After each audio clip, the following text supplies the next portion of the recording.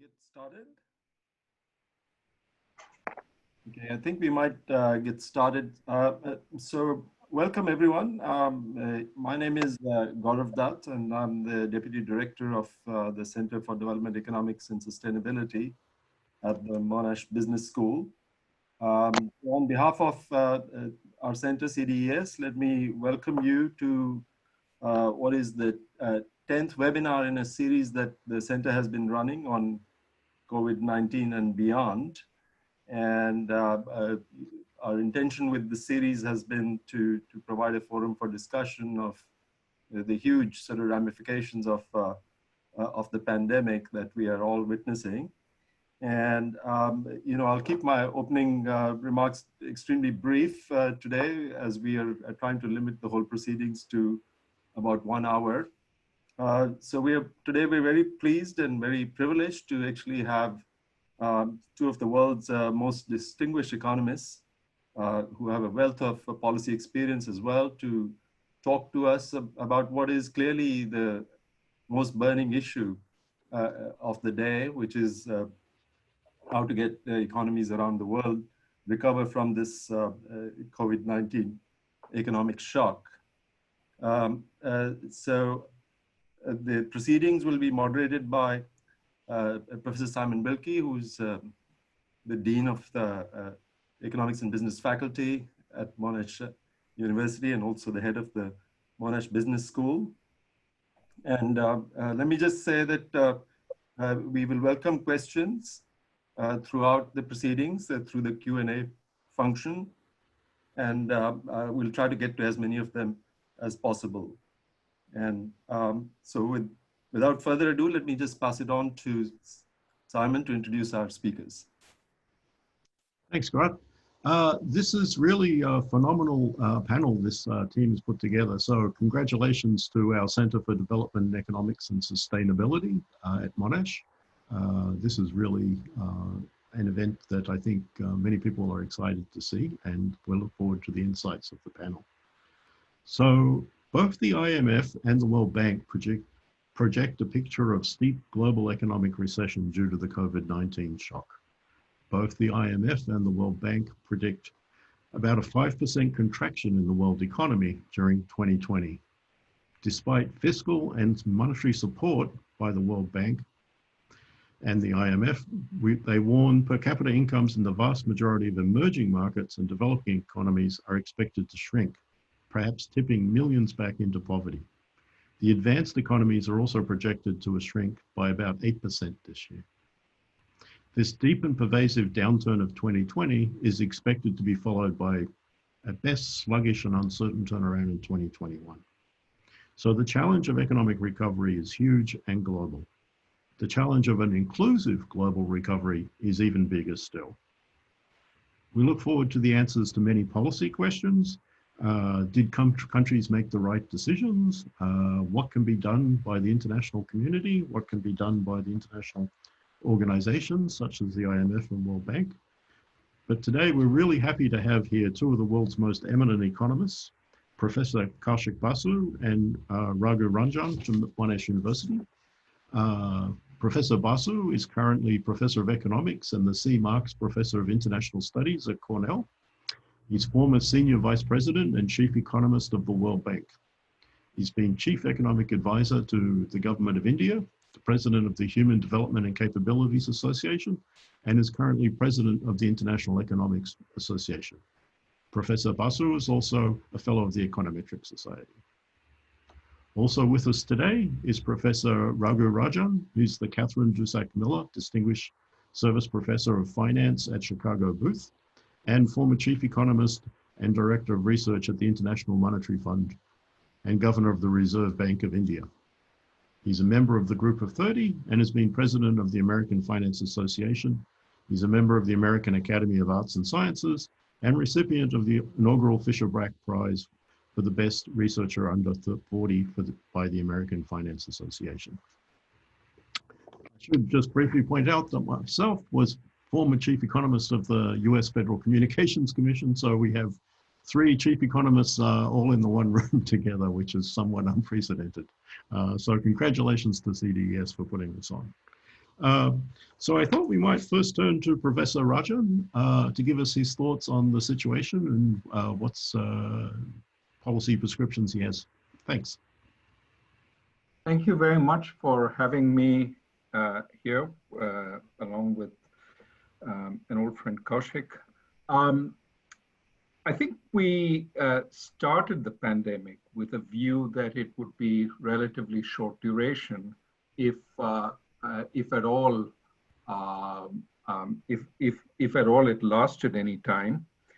And so therefore the playbook initially for economies that saw the infection was essentially the idea of inducing a coma in the economy, keep people at home, give them incomes while they're not earning, help small and medium enterprises stay the course and survive even while keeping all their workers on, and pump liquidity into financial markets so that they don't overreact and impose costs on both industrial and financial firms.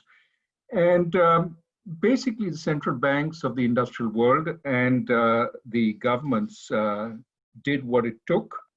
And in that first flurry of activity, we saw enormous amounts of money injected into financial markets, as well as enormous spending, 10 to 20% of additional spending in the second quarter of 2020. Now, in the process, countries engaged in the fight against the virus, and as you know, success has been somewhat mixed. Europe and East Asia has largely, they have tamed the virus, at least the first wave, and new infections are relatively low, while they are still expanding in the United States, new areas of the United States rather than the old areas, as well as it seems out of control in some other countries in the world, and it's still increasing in Brazil, India, and much of South Asia indeed, as well as some parts of Africa. So now, at least some parts of the world have turned to thinking how the recovery will look. And even areas of the world where the pandemic is still on have decided that perhaps they should start opening up because the economic cost of closing down is really high. Obviously, there are huge differences in opening up when you've brought the infection rate to a very low level versus opening up when the infection is still increasing. One big difference, for example, is in the former case, when the infection rates are low, you can basically play whack-a-mole, figuring out where infection rates are picking up and bound that area and track, test, trace, and limit the infection, while the rest of the economy is fairly open. On the other hand, if it's still increasing, if it's at a large level, tracking, testing, and tracing is much harder and really doesn't make that much sense. So, I mean, given that is where we are, the nature of the recovery, there's a lot of sort of fun and games being had by analysts trying to judge whether it's going to be a V-shaped recovery, a swish, a Nike swish, a W, a U. And the reality is nobody knows. This is going to be determined by the course of the virus. Certainly, very few people think a V-shaped recovery is still on the cards, even for the countries that are springing back. What you see is initially manufacturing comes back very strongly on the backs of pent-up demand. But the service sector growth, especially eye contact services, it comes back much more slowly. And of course, global supply chains start up at the pace of the weakest part of the supply chain, and that takes time also. So in general, what we're going to see, even if everything proceeds according to plan, and the areas that have a high infection rate now manage to bring it down, it's going to be a relatively slow recovery, and a recovery with some parts getting better much more quickly, than parts like travel, tourism, hospitality, and so on. What is true is that the relief efforts have to switch from believing this will be over in a few weeks or a couple of months to thinking about how to deal with slow growth over a couple of years. And certainly some areas where a lot of money has been pumped in with the idea of keeping, let's say, restaurants alive over the next couple of months, have to now switch to thinking about what of the entities that are being helped can survive over a couple of years, what entities are better closed down, allowing for reallocation of labor and capital from those entities elsewhere. Typically, the way to do this effectively is through a bankruptcy process, a process of reallocating resources. That's what the market economy does. But this time there are a couple of differences from the traditional bankruptcy. One is a good one, which is that we have a lot of firms which are viable firms, which have been rendered bankrupt simply because they've shut down for 3 or 4 months or 5 months while the virus is being fought. And the underlying business is quite sound. So when the economy comes back, they can open up. They're economically solid firms. Financially, they may not be solid because they built up debts in the process. This is a classic case where standard bankruptcy should work, provided it doesn't create big costs. And ideally, what you want to do is restructure the debts of these firms outside of bankruptcy. But there's another situation, which is a number of firms now, because of the changes wrought by the virus, not only have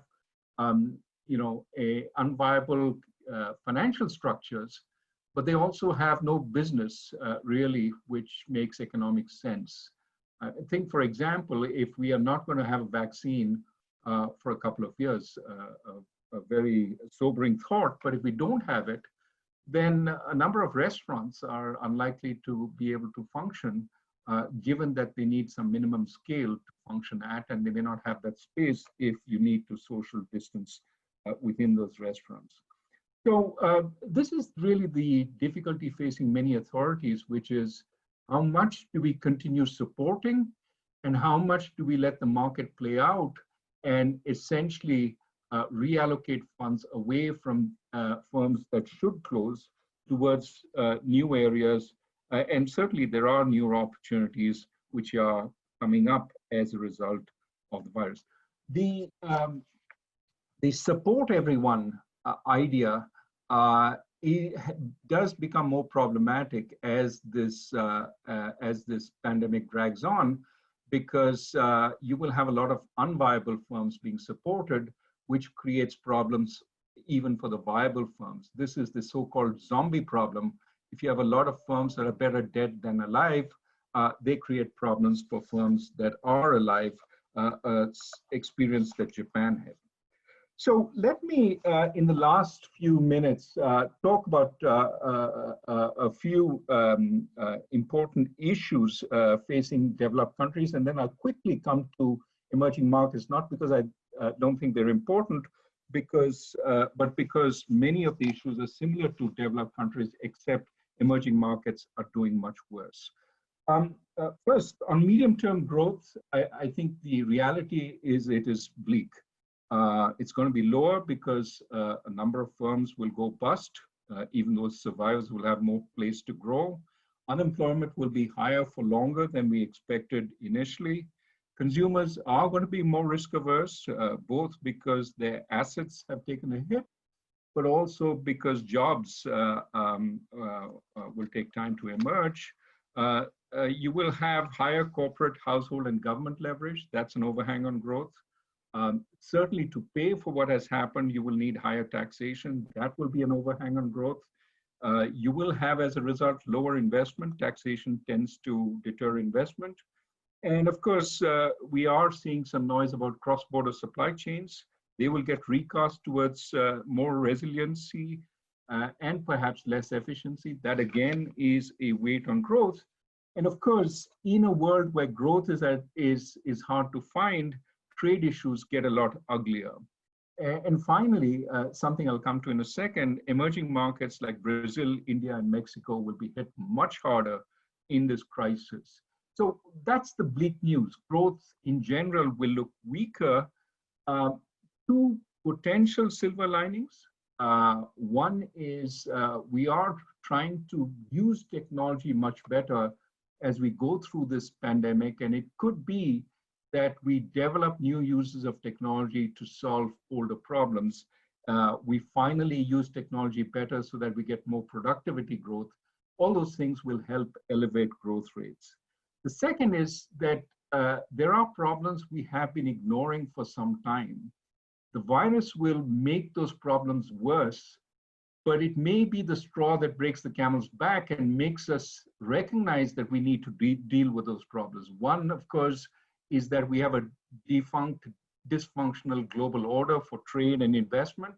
The actions of the US administration and its fight with the Chinese, and the Chinese are not blameless here, I think has brought this to the fore.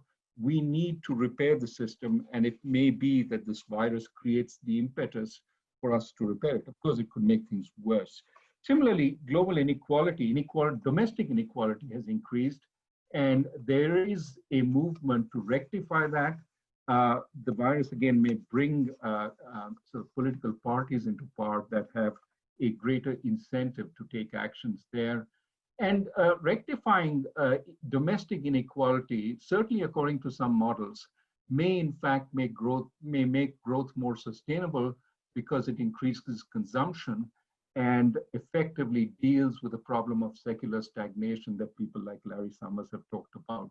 In other words, we move away from the cycle of low growth, high stimulus, high debt, and collapse to something which is more sustainable if we have more equal incomes. And that is something that could be generated by the policy changes that take place. Let me quickly talk about inflation. Inflation clearly in the short term has got to be lower because the demand collapse will outweigh the diminished supply. What is less clear is what will happen in the medium term, since everything I've just talked about, high deficits, high debt, less global competition, more monetization, low nominal growth, all those things tend to push in the direction of higher inflation. So over the medium term, I think there are more question marks. I wouldn't say it's obvious that there'll be higher inflation. It seems to me that we can't take for granted we'll see the same pattern as we saw post-global financial crisis. Let me talk about consumer behavior, then I want to spend a couple of minutes on emerging markets. On consumer behavior, there clearly are changes in the way people are thinking. I mean, certainly what we see is probably going to be more of an emphasis on hygiene and health. And there is demand now for some kind of global dialogue on health, restructuring the World Health Organization, making it more of a body like the IMF. These are various discussions that are going on. Certainly the consumer is going to perhaps value frugality as they see their savings look hit by the virus and looks more relative to their end of life savings goals, end of working life savings goals. You perhaps have more risk aversion, especially because this pandemic came out of the blue, and perhaps savings will pick up for consumers as a result. And of course, the notion that such tail risk can actually happen may increase the worry about climate change and may in fact convince more people to push for greener policies. The net effect of all these changes, however, is hard to predict. So for example, think about the demand for cars. On the one hand, hygiene and health would say avoid public transport, buy your own car, and you can see some pent-up demand both for second-hand cars as well as new cars now. But at the same time, frugality and value would suggest that we shouldn't be spending on a new car, so that would push towards a second-hand car.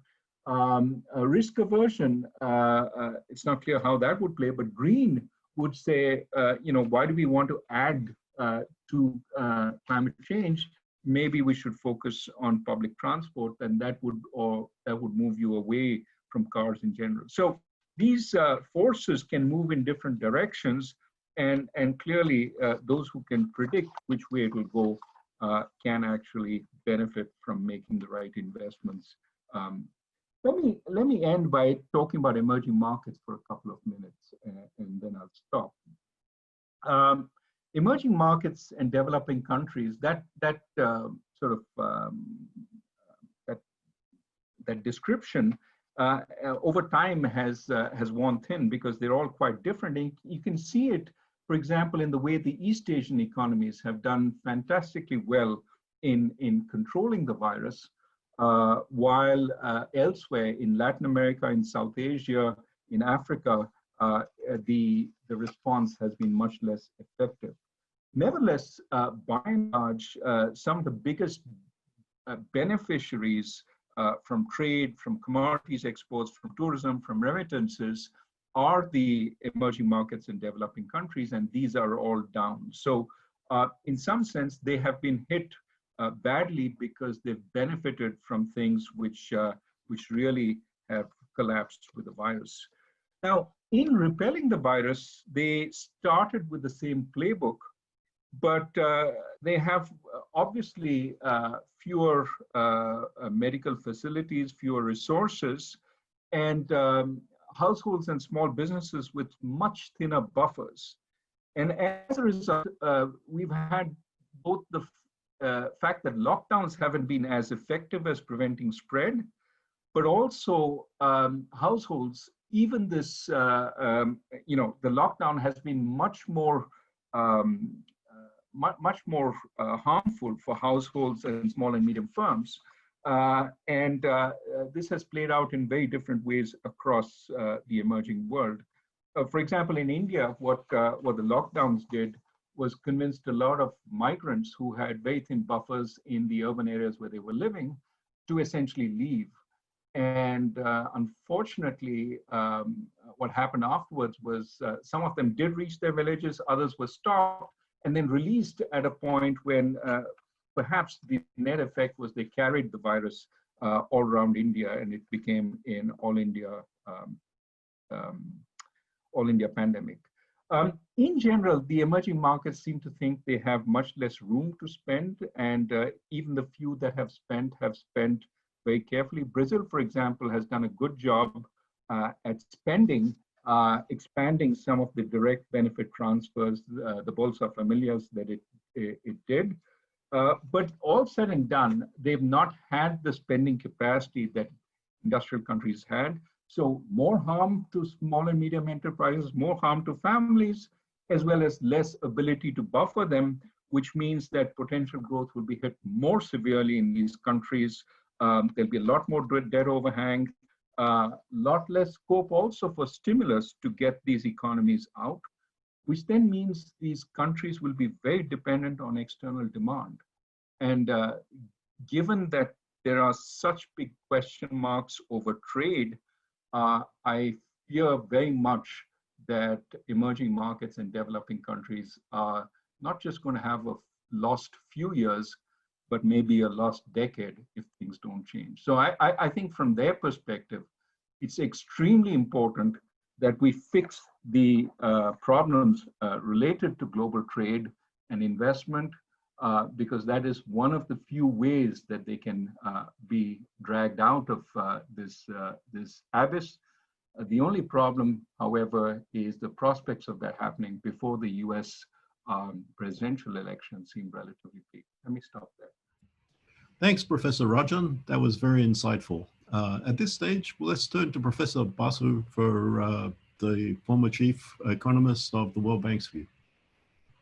Simon, Professor Wilkie, thank you very much for the invitation. It's also very good to see old friends, Gaurav Dutt, Raghuram, Rajan, Cecilia, all of you. Thank you.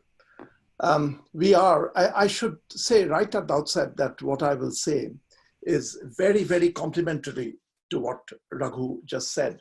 In fact, I don't find even a single point to disagree with in what he said, which rarely happens between economists.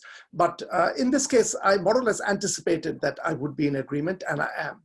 What I'm going to do is concentrate on little bits that he was touching on, not going into enough, I'm hoping that it will add to the total point of view that is being put forward. As Simon said while introducing both of us about the changing global forecasts, there was IMF, which came out in April, forecasting -3% for the world.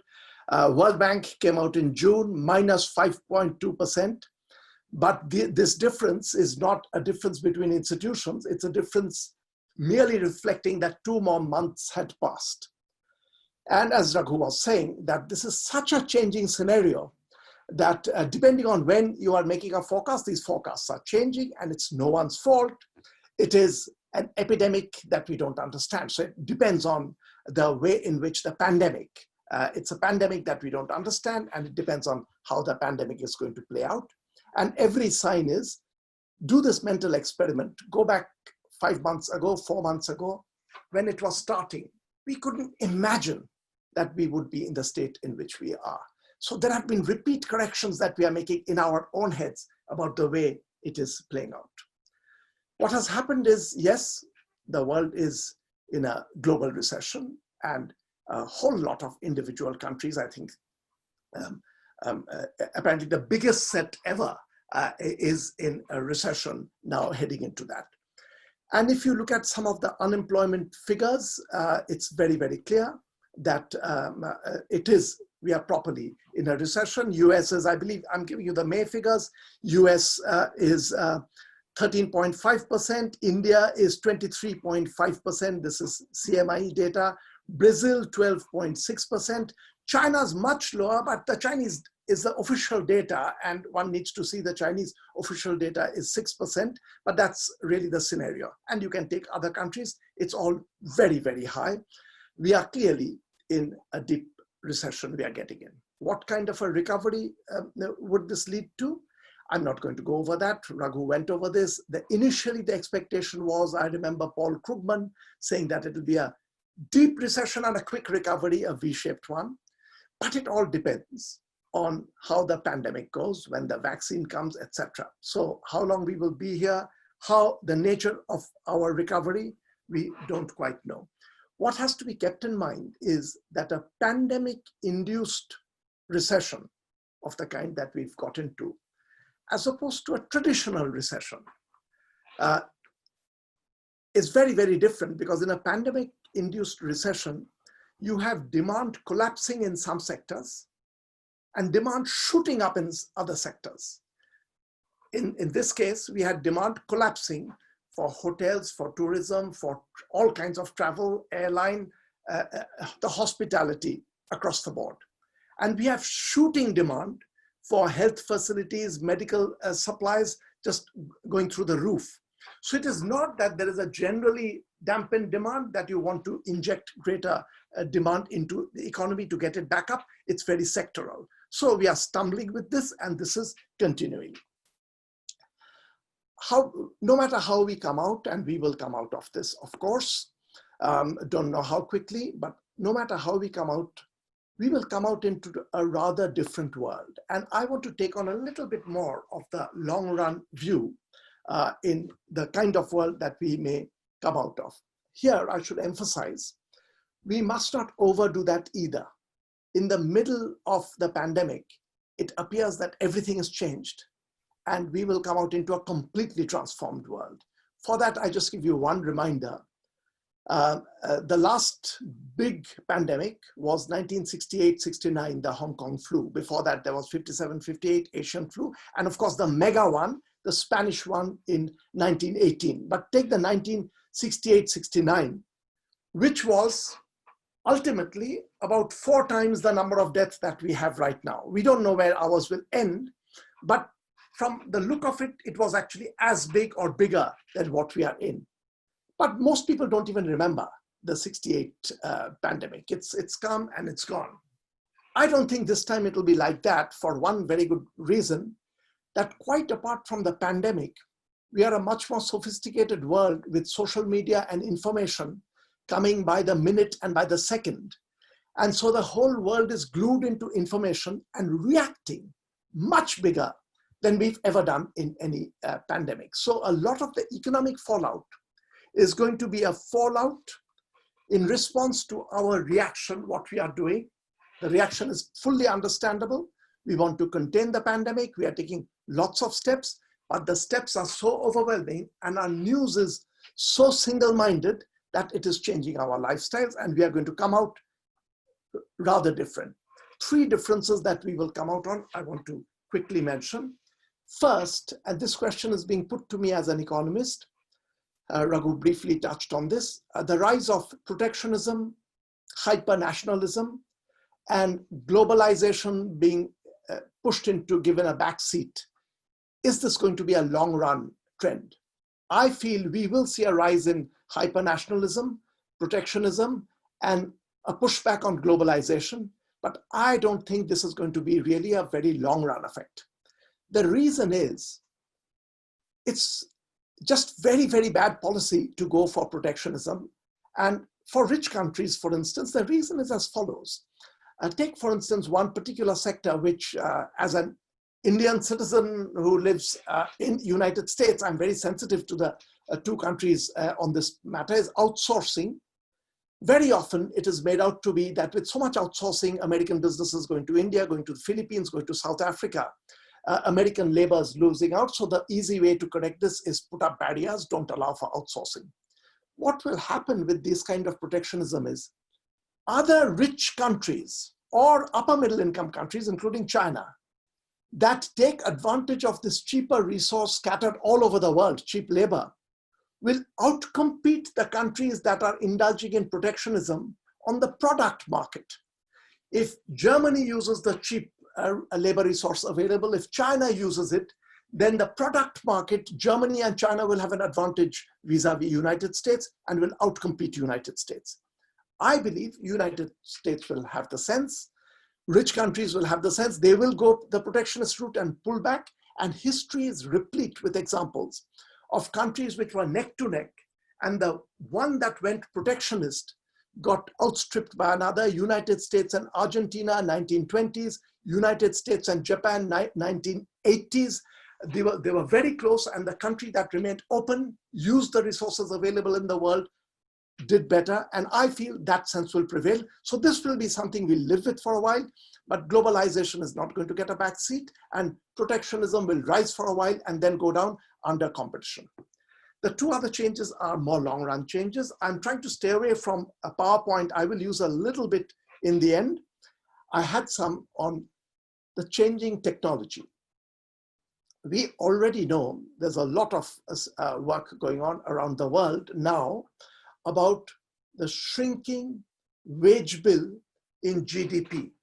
So if you take a country's full national income, and then if you take the fraction that goes to workers as wages, if you track it over the last 50 years, and I've actually got the PowerPoint, I will not waste time by showing it to you, for all advanced economies and for virtually all upper middle income economies, the trend is identical over the last 50 years.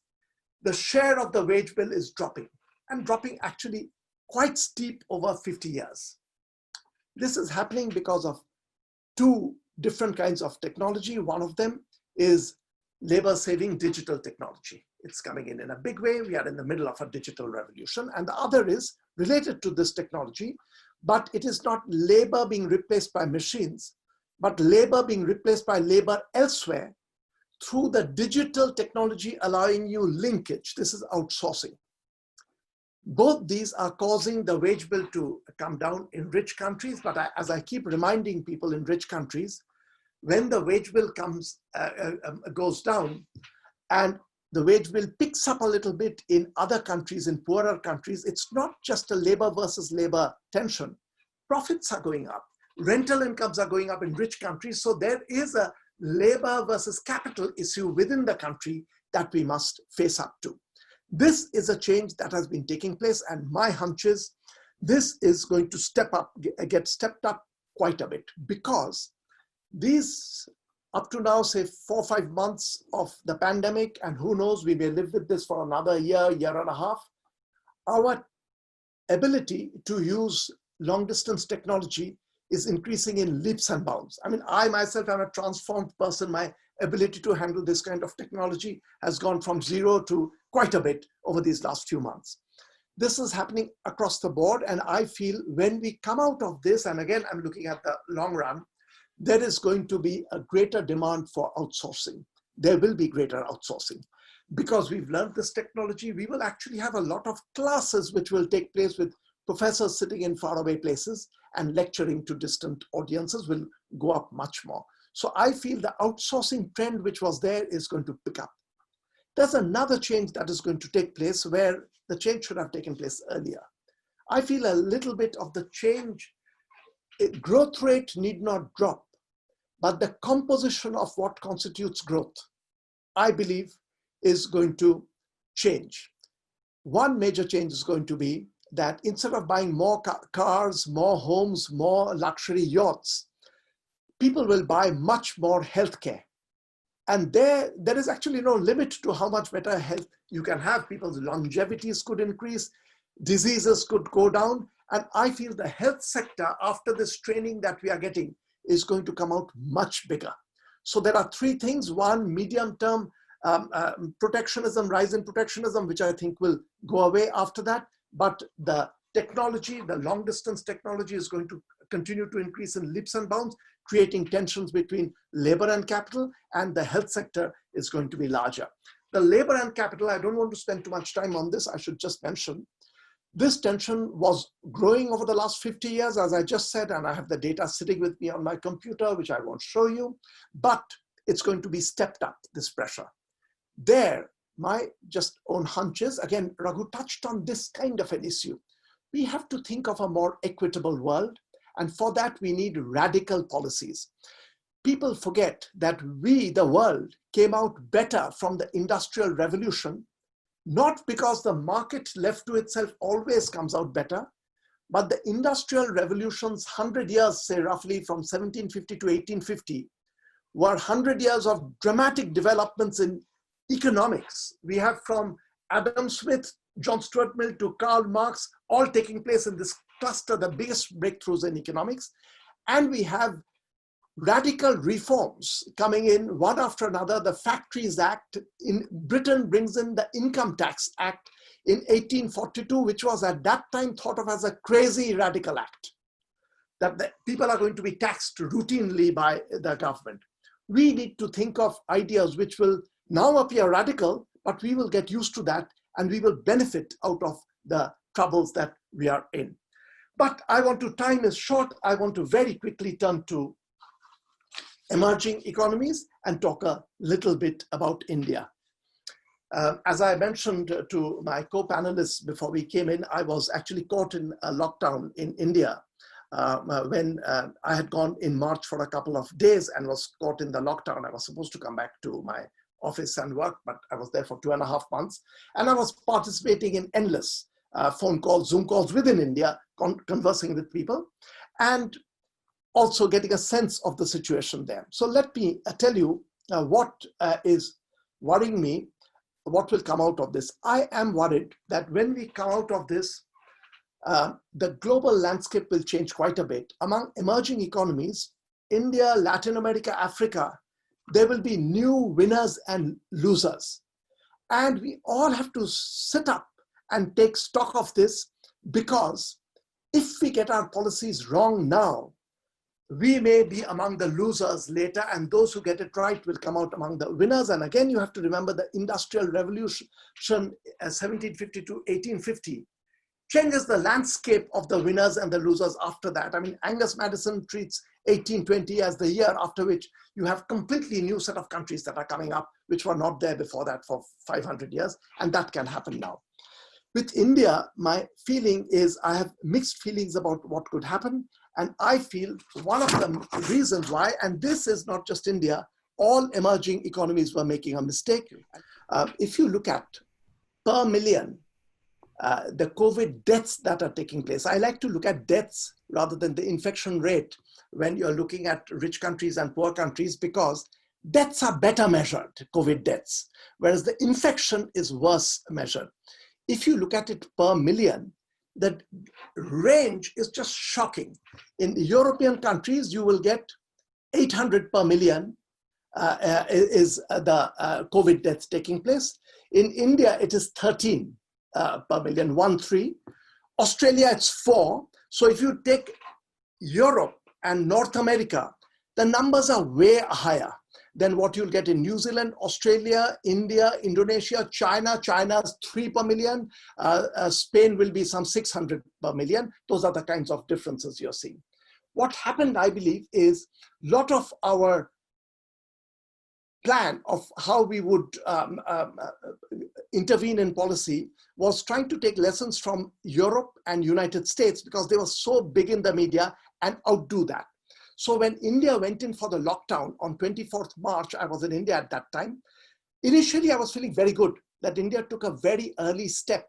It was the right move by the government. But within a couple of weeks, it was clear that India had done this mechanically, trying to outdo other countries. And all the ancillary policies that you need to back up on a massive lockdown were not there. So if you look at the only other graph I wanted to show you is the COVID pickup. My initial worry in India was what's going to happen is that the COVID will be contained reasonably well, but the economy, because the lockdown was so severe, is going to take a massive hit, which was worrying me, because the economy taking a massive hit means that lives will be lost through the economy. So it was a lives versus lives contest that were taking place. What has happened subsequently is that the economy has taken a massive hit. India's economic growth is dropping, unemployment is extremely high, and we have seen the mega problem of migrants, tens of millions of migrants. And India did not have the ancillary policies ready. It was a lockdown announced with no plans of what do you do during the lockdown.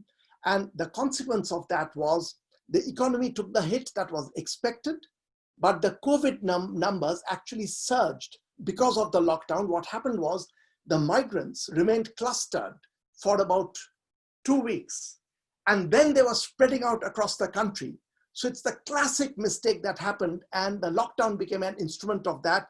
And if you look at India's spread in the numbers, from about 2 weeks after the lockdown, it begins to pick up, and it has continued unabated up to now. It's a slightly exponential. It's not a steep exponential rise, but it is exponential. It's going on up to now. The numbers are going up, and it is now the total number of people with COVID in India is 4th in the world, but India is going to, over the next 4 or 5 days, and by my calculation, overtake Russia. So it'll become the 3rd in the world behind the United States and Brazil.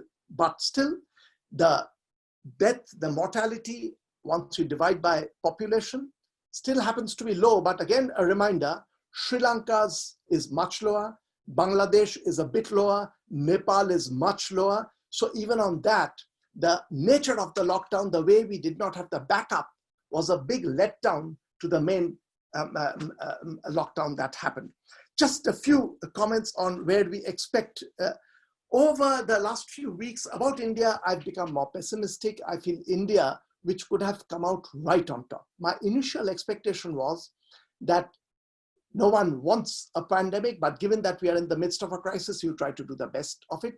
I was very optimistic for India because of the 2 sectors that I feel will be in the forefront. The outsourcing using digital technology and the health sector. Both these sectors, India has great strengths. So if India plays the game right now, India can come out on top, doing very well with the digital technology where there is an initial advantage, and also by growing in the health sector where India again has an initial advantage. But the last couple of weeks of handling of policy very poorly is worrying me. And we are getting into a regulatory frame of mind with an excessive number of regulations. The Economist magazine did a counting up that apparently in the first 2 months after the lockdown was announced, there were some 2,000 rules and regulations that were announced, many of them which were corrections of other rules and regulations that were announced. So India has a bit of a risk of sliding into a license permit Raj, which is always a bit of an instinct in us. We have a history of that. But a license permit Raj, where the control, instead of being bureaucratic, is political, can be a deadly brew. All I can hope for is that that will not happen in India, because India has natural advantages. And if we can allow the markets to function, and you have to allow the private sector to function with intelligent, minimal control, the country can come out very well, high up on top. So that's my scenario. And in Africa and other countries, I have very similar views that, and if we get into this during Q&A, I can jump into that, but I've taken a little more time than I was intending to. There are some countries which are positioning themselves very well, some with worries, but let me stop over here. Thank you. Right. Thanks, Professor Basu. Very interesting, particularly to me with my, some of the themes you've touched on, I think are some of the things I've been looking at with the impact of the fourth industrial revolution. Basically, I think we've gone through 3 years of technological change in the last 3 months, certainly in the way we deliver our product in the education space. So let's start with, we've got several questions that have been posed. Some of them were answered in the discussion, in the presentations. But let me just start, Professor Rajan. How adequate do you think the response of the international financial institutions has been to the pandemic? Is it big enough, targeted enough, or? Well, I think they're certainly doing their best under the circumstances. What I mean by that is what is missing this time relative to 2008, 2009 was at that time the G20 had a sense of urgency, had a sense of coordination. Many of you might remember the summit that Gordon Brown organized. And it made enormous changes across the world, including ensuring that nobody did anything stupid during that time and everybody tried to do the right thing. There is no leadership at this point. I mean, yes, there is a G20, it does some stuff on the side. There is the G7. But the sense of this is a global problem, we need to come together to deal with it, a sense that somebody is in charge, simply is not there. And so the multilateral institutions are working without that sense of global leadership. They're doing what they can, but remember in 2009 there was a huge distribution of SDRs. Yep. This time around, the IMF tried the same thing. An SDR is essentially a line of credit for countries. It gives them an ability to borrow without having to first jump through hoops. And that might seem like an important thing for poor countries that need to combat the virus. Give them access to funding. Yes, put some constraints on how they spend it, maybe, so that there's some transparency, but make sure they have funding available. That didn't happen this time. And so now you have to go country by country doing programs with them so that they have access to funding. Over 100 countries have approached the IMF, but it's a lot slower, it's a lot more labored. And of course, this pandemic is unforgiving of slowness. You don't have the resources in place, it kills you. And I think that's a big problem. I think, what we're seeing in the global arena, countries making moves on each other. You would think that this should be a time when all the attention of the world is focused on actually recovery, quelling the pandemic and then recovering, not on gaining advantage at the border or taking advantage of while other countries are looking away to further your own strategic aims. That's where the sense of the global community coming together and shaming those who are taking advantage of this time simply doesn't exist. So I'm just appalled at the lack of global leadership. Thank you. Very profound. Turning to Professor Basu, we touched on Africa. Several African countries seem to be their economies were really taking off. I'm thinking of Ghana, Botswana, Namibia. Do you think the COVID recession is going to stall those takeoffs? Do you think it will have a long-lasting impact, or what can be done? I think the effect is going to be different across different countries. And some of the African countries, it's a very similar problem to what happened in India, is because of the overwhelming importance of European and North American news, they mimicked and outdid Europe and North America in the nature of the lockdown, not realizing that you have to do it very differently. And you have to also keep in mind that COVID mortality, what is called the crude mortality rate, is actually still rather low in Africa. Across the board, South Africa is a bit high, but still nowhere near Europe. Keeping that in mind, you have to have much more curated lockdown, allowing your business to function and living with the slight risk that the total number of cases is going to increase. That did not happen. And two countries that I can take an example with, one actually, let me just, is Ethiopia is a very good example. I feel Ethiopia got some of its policies right. It has other disadvantages, so I don't know whether it will come out on top or not, because Ethiopia's lockdown was quite a nuanced lockdown. Ethiopia reacted very quickly, but it was not a total shutdown. It kept its transport moving so that workers could get to work in and out. Instead of shutting down markets, it moved, one huge market was moved into an open air market so that it would not be shut down, but you would allow people to come in and function with that. And the surprising thing, and in many ways it's probably not surprising, the Ethiopian economy is chugging along reasonably. Every economy is doing badly, but the COVID spread has not been that bad, despite the fact that the lockdown was not as total as India or South Africa. And I feel this balance has happened. And so it's going to depend. Countries will catch on to this, and they will soon realize that do a couple of these things right, and you're going to get foreign capital moving in, foreign direct investment moving in, and you can become the new center of global productivity. Which ones will come out on top, which ones will come out at the bottom, I don't know.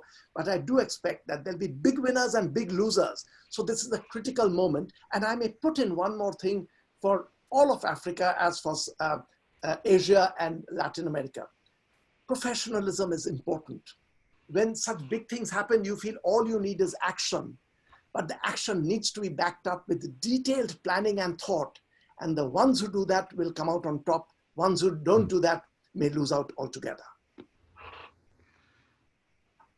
Indeed. So one of the, in some of the other questions that have been asked, I think we've addressed them in the answers. In particular, there was a lot of interest in the chat about should the shutdowns be more nuanced, and is the optimal policy different from developing to developed countries? And what we're hearing, I think, from this panel is that sort of conventional coarse macro doesn't work in this situation because it's much more nuanced and complex.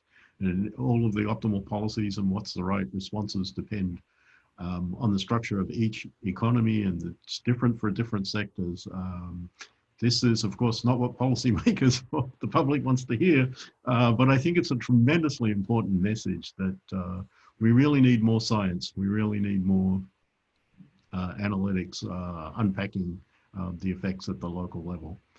So we've got 2 minutes left. If each panelist wants to have a minute for concluding thoughts, I'll start with Professor Rajan.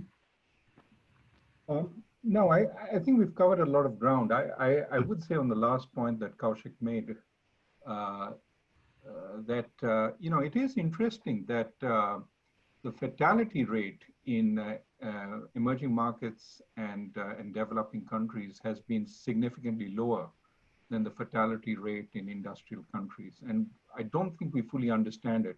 I've seen some work that Penny Goldberg has done, and that seems to suggest that the age differences, the health differences don't explain everything. There is something that is different in the, and that's a good thing, because clearly if we had fatality rates, hospitalizations at the rate that industrial countries had, we would be overwhelmed far earlier.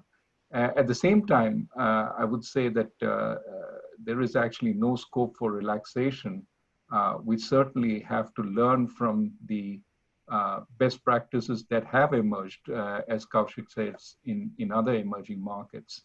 And we need to fight the virus and halt it as successfully as some of the industrial countries had. So there's a lot of work to do. There's a lot to learn. And I think the governments that learn quickly and act effectively will reap the benefits that Kaushik has talked about. Kaushik, final words? Yeah, very little to add to that, really. This is, in many ways, a time for humility, because no one quite fully knows what is right.